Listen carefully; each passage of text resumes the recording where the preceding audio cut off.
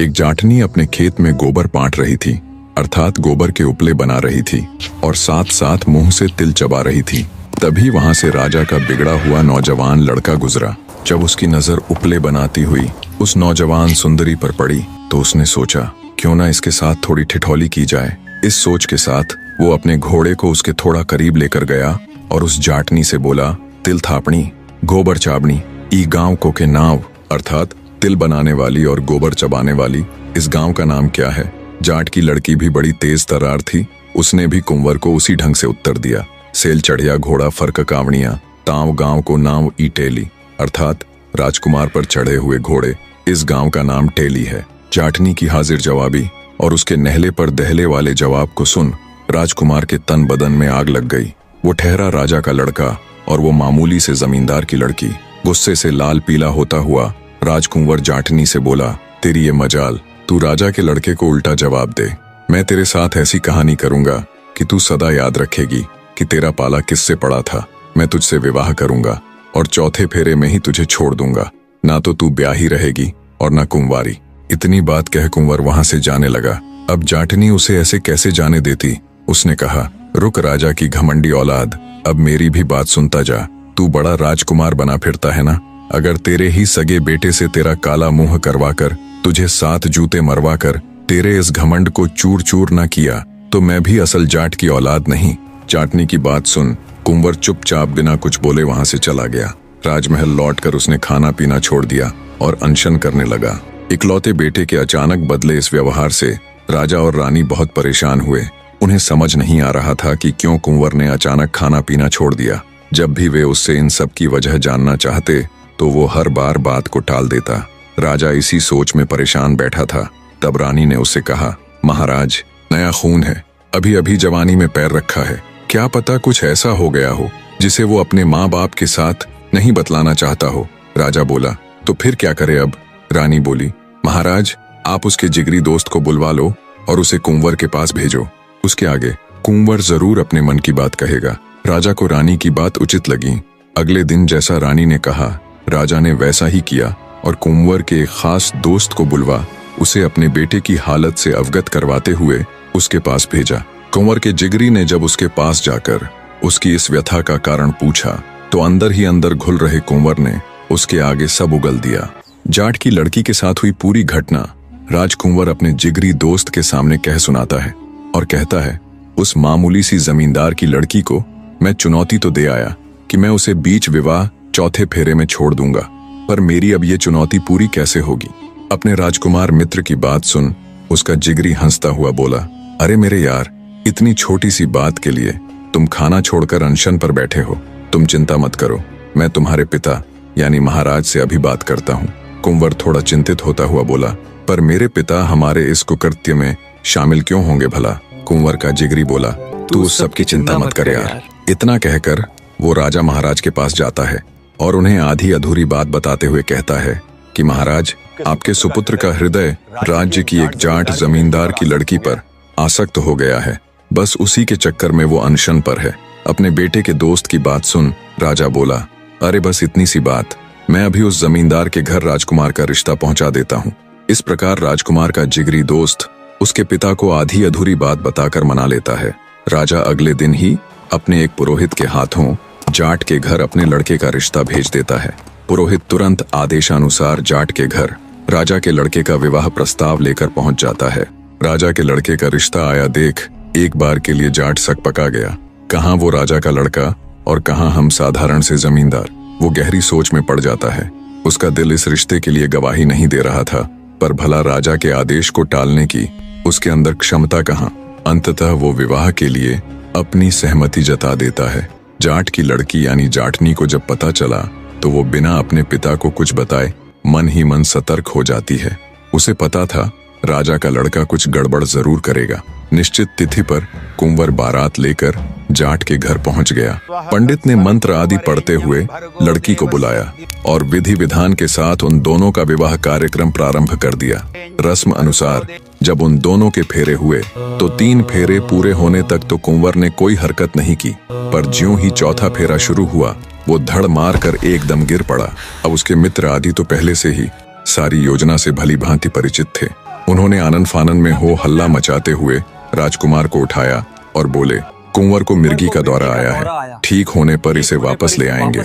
इतना कहते हुए उन्होंने कुंवर को पालकी में लिटा दिया और शादी के बीच ही उसे ले गए। इधर जाटनी भी पहले से ही सतर्क थी। उसे कुंवर के मंसूबों का अच्छे से पता था।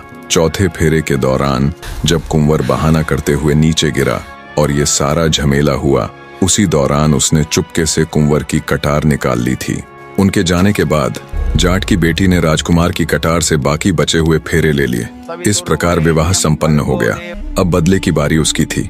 जाट की लड़की को धोखे से विवाह के बीच में छोड़ राजकुमार राजमहल लौट आता है। वक्त बीता, पर कुंवर अब उसे लाने के लिए क्यों जाने वाला था भला? उसे तो बस अपनी कही हुई पूरी करनी थी।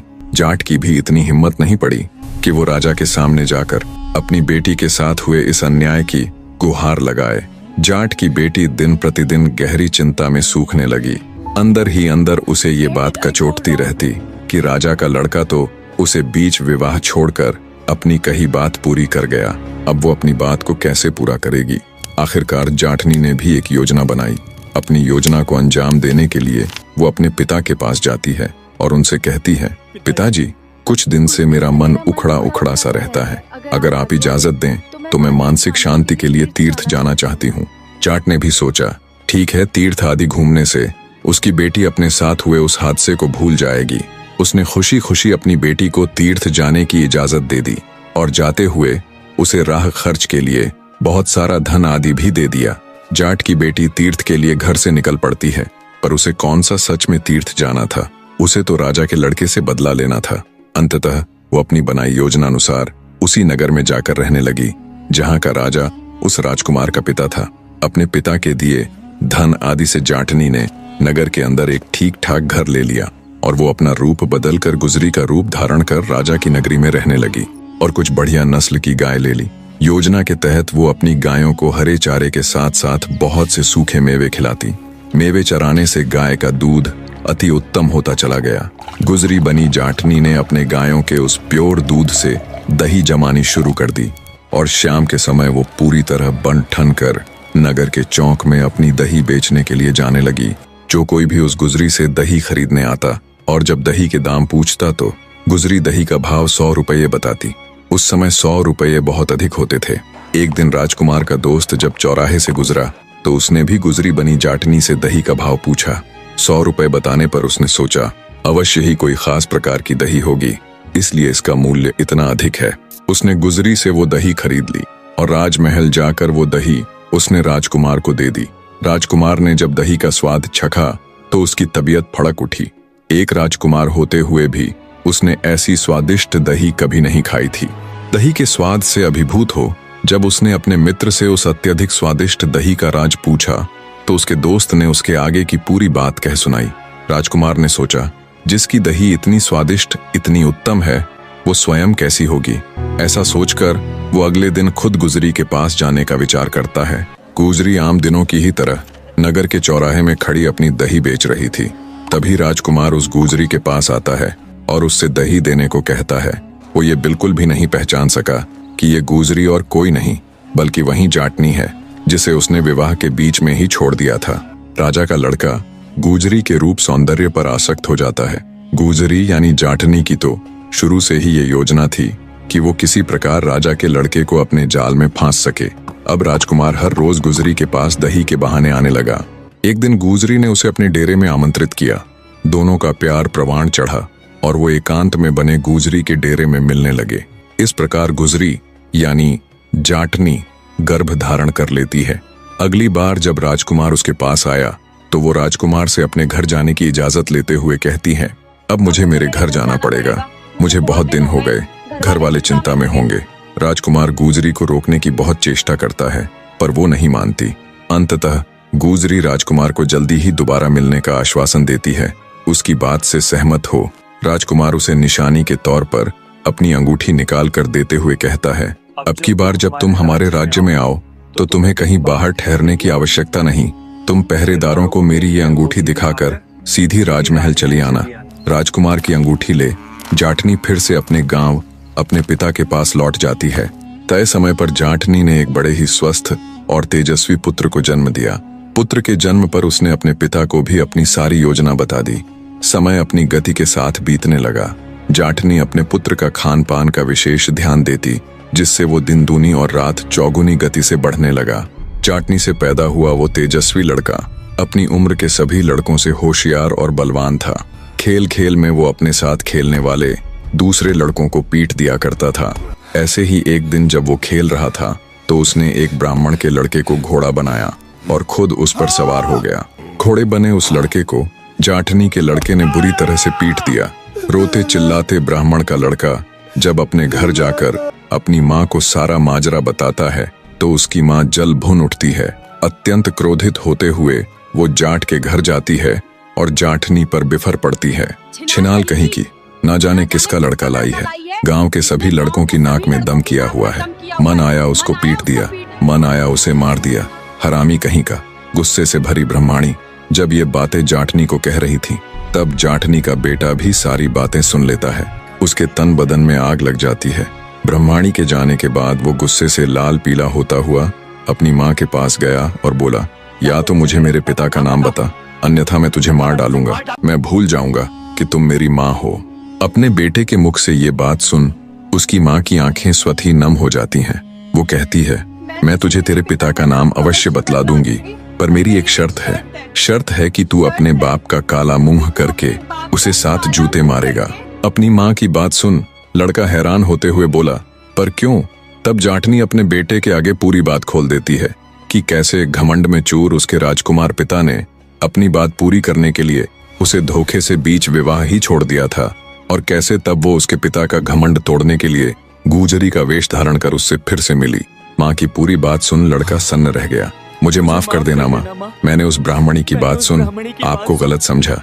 मैं आपसे वादा करता हूँ कि मैं आपके कहे वचनों को झूठा नहीं होने दूंगा। मैं अपने उस अहंकारी पिता का मुंह काला करके उसे 7 नहीं बल्कि 14 जूते मारूंगा, 7 आपके नाम के और 7 मेरे नाम के। अपनी माँ से ये वायदा कर जाटनी का बेटा अपने पिता के नगर की तरफ चल पड़ता है। दूसरी तरफ राजकुमार ने अपने पिता के निधन उपरांत राजकाज खुद संभाल लिया था। अब वो राजकुमार नहीं बल्कि संपूर्ण राज्य का राजा था। जाटनी का लड़का जब अपने पिता के नगर में पहुंचा तो उसे भी पता चल गया कि उसका पिता ही अब वहां का राजा है। लड़के ने अपने मन में दृढ़ निश्चय किया कि बेशक उसका पिता राजा हो, पर वो अपना वादा पूरा कर उसे सबक जरूर सिखाएगा। पूरे नगर को अच्छे से घूम फिर कर देखने के बाद जाटनी का लड़का नगर की एक बूढ़ी मालिन के घर ठहर जाता है। मालिन ने पहले तो उसे टरकाना चाहा, पर जब लड़के ने उसे एक सोने का टका दिया तो उसने खुशी खुशी उसे अपने यहाँ ठहरा लिया। रात को जाटनी के लड़के ने पूरे नगर में इश्तिहार चिपका दिए कि 1.5 छेल की नगरी में 2.5 छेल आयो है, ठगाए गो ठगावे गो कोनी। कहानी को बीच में रोककर आपको जाटनी के लड़के के इश्तिहार का मतलब अच्छे से बताता चलूं। दरअसल पुराने समय में 1.5 छेल शब्द का प्रयोग बहुत ही चालाक लोगों के लिए किया जाता था, और 2.5 छेल यानी चालाकों का भी चालाक। तो जाटनी के लड़के ने खुले शब्दों में पूरे नगर को चुनौती दी कि इस शहर के सारे लोग मिलकर भी सिर्फ 1.5 चालाक हैं, और अब उनमें 2.5 चालाक यानी मैं आ गया हूं। अब कोई उसे ठग नहीं सकता, क्योंकि जो खुद ठगता है उसे ही ठगने वाला कोई नहीं होता। राजा के कानों तक जब ये खुली चुनौती पहुंची तो उसके अहम को बड़ी ठेस पहुंची। तमतमाते हुए राजा ने घोषणा की कि जो कोई भी इस 2.5 छेल को पकड़ेगा वो उसे बहुत बड़े इनाम से नवाजेंगे। राजा की घोषणा नगर में फैली तो मीणा जाति के लोगों ने 2.5 छेल को पकड़ने का बीड़ा उठाया। पुराने समय में मीणा जाति एक बहादुर और योद्धा जाति मानी जाती थी। मीणा जाति के लोग राजा के समक्ष उपस्थित हुए और बड़े आत्मविश्वास के साथ बोले, हम उस दुष्ट 2.5 छेल को पकड़ कर दिखाएंगे। राजा ने खुशी खुशी उन्हें शुभ कामनाएं दी। दूसरी तरफ 2.5 छेल यानी जाटनी का लड़का उस बूढ़ी मालिन से पूछता है, बुढ़िया माई, आज नगर में ये हो हल्ला कैसा है? तब बूढ़ी मालिन बोली, अरे बेटा क्या बताऊं, नगर में कोई 2.5 छेल आया है जिसे पकड़ने का जिम्मा आज मीणा जाति के लोगों ने उठाया है। बूढ़ी मालिन की बात सुन शातिर मुस्कान के साथ 2.5 छेल बोला, ओह तो ये बात है। जैसे ही रात्रि हुई मीणा लोग चौकसी के साथ नगर में निकल पड़ते हैं। दूसरी तरफ 2.5 छेल एक ज्योतिषी का रूप धारण कर मीनों के घर पहुंच जाता है और उनकी स्त्रियों को इकट्ठा कर उनसे कहता है, आज रात तुम्हारे घर डाकू आने वाले हैं जिनके बदन पर सिर्फ कच्छा होगा और वे गंजे होंगे।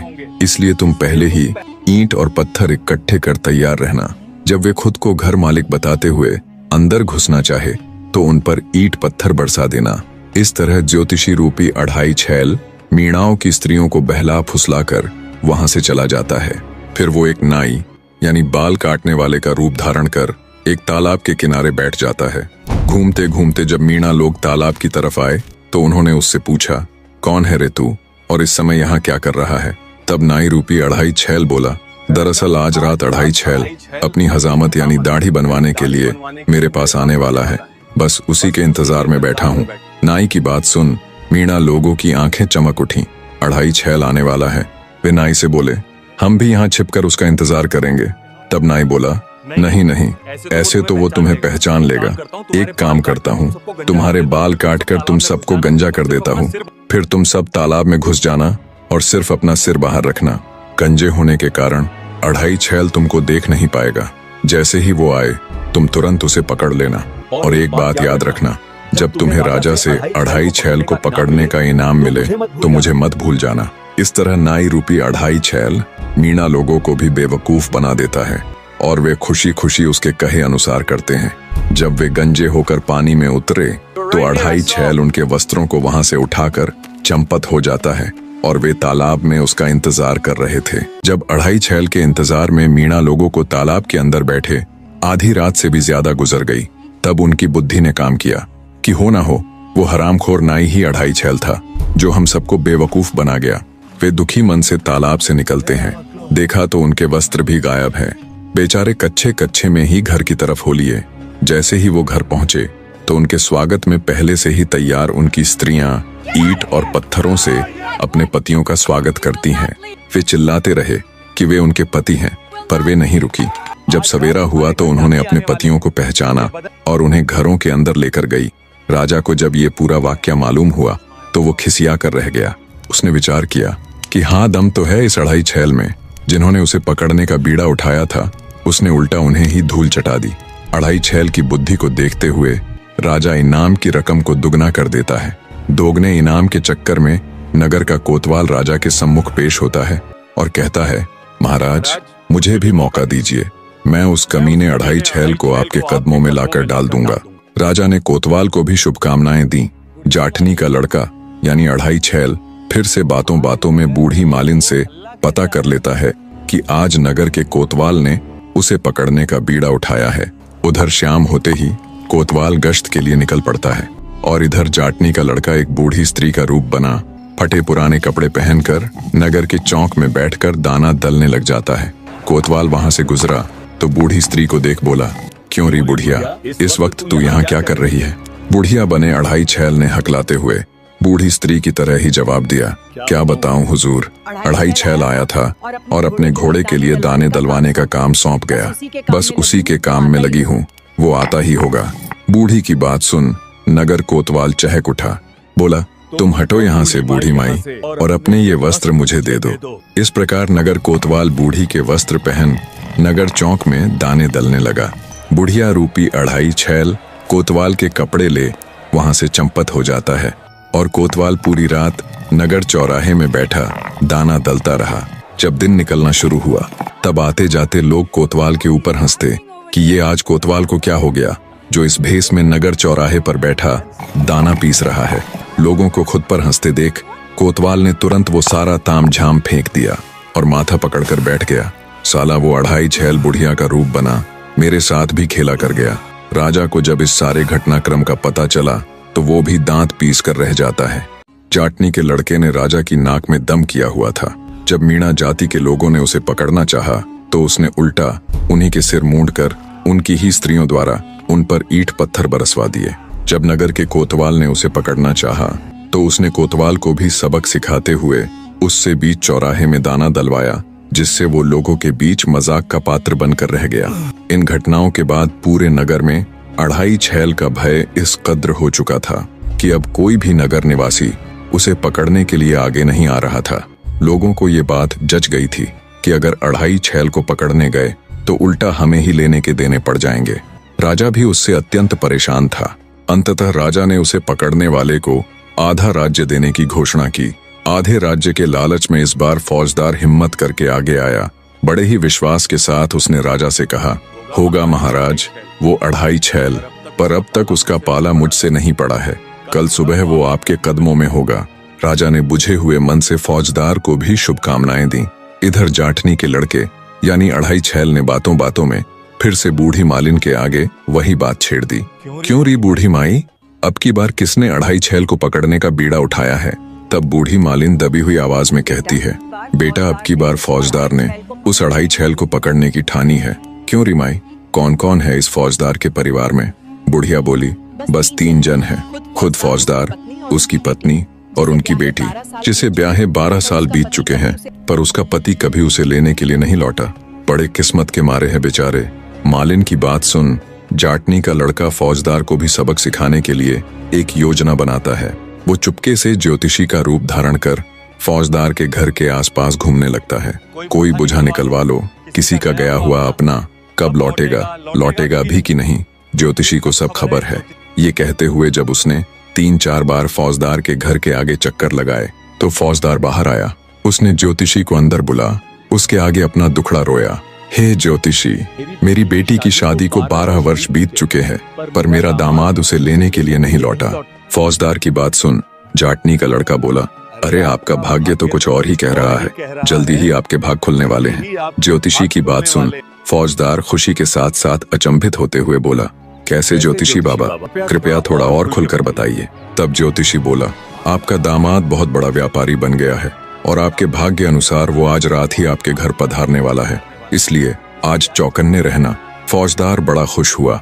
उसने ज्योतिषी को बहुत अच्छी भेंट देकर विदा किया। जिस बाप की जवान बेटी ब्याह के 14 साल बाद भी घर बैठी हो, उसे अगर पता चले कि उसका दामाद पूरे 14 वर्ष बीत जाने के बाद उसकी बेटी को लेने के लिए आने वाला है, तो उसे भला नींद कैसे आ सकती है। बिल्कुल उसी परिस्थिति में आज फौजदार था।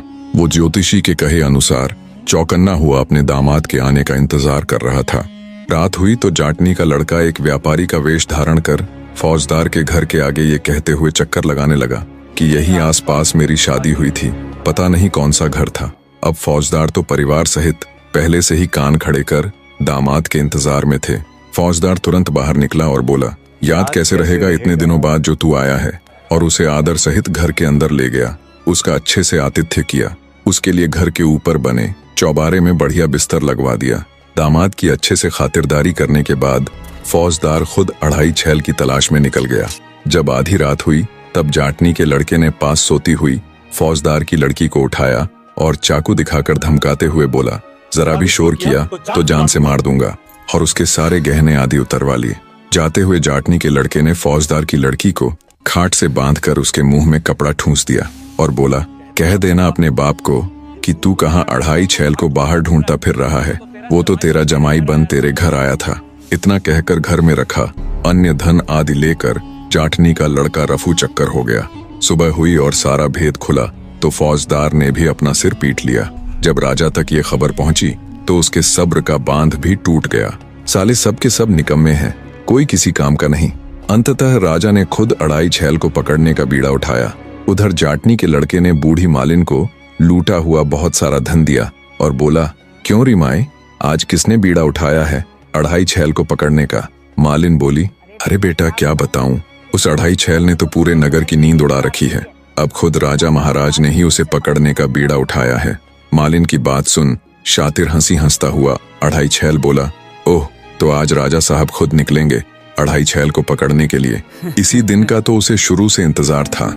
रात हुई तो राजा ने नगर के चारों दरवाजे बंद करवा दिए और आखिरी दरवाजे पर अपराधियों को ठोकने वाला काट रखकर खुद वहां पर पहरा देने लग जाता है। उधर जाटनी के लड़के ने एक अत्यंत सुंदर लड़की का वेश धारण कर लिया और हाथों में पूजा की थाली लेकर निकल पड़ा नगर में। जब सुंदर युवती बना जाटनी का लड़का राजा के नजदीक से गुजरा तो उसे देख राजा को भी बड़ा अचंभा हुआ। सोचा, नव युवती इतनी रात को हाथ में पूजा की थाल लिए भला कहाँ जा रही है। राजा उसे आवाज देकर रोक लेता है और कहता है, कौन हो तुम और इतनी रात को कहाँ जा रही हो? युवती ने आत्मविश्वास के साथ निर्भीकता से उत्तर दिया, मैं फौजदार की बेटी हूँ। राजा बोला, इतनी रात को कहाँ जा रही हो बेटी? इस पर युवती ने कुछ लज्जा कर कहा, महाराज, आपको तो यह पता ही है कि कल रात वो दुष्ट अढ़ाई छेल हमारे घर आया था। लूटपाट के साथ साथ उस हरामी ने मेरा धर्म भ्रष्ट भी कर दिया। अंततः पास ही के भैरव मंदिर में फिर से पवित्र बनने के लिए जा रही हूँ। भैरव जी की कृपा से मेरा कलंक दूर हो जाएगा। इतना कह युवती रूपी जाटनी का लड़का वहां से चला गया। थोड़ी देर बाद जब वो वापस आया तो फिर से राजा के पास रुक गया और काठ की तरफ इशारा करते हुए उसने राजा से पूछा कि महाराज, ये क्या चीज है? राजा बोला, बेटी, ये काठ है, इसमें अपराधियों को पकड़कर कस दिया जाता है। आज उस दुष्ट अढ़ाई छेल को पकड़कर इसी के अंदर डालूंगा।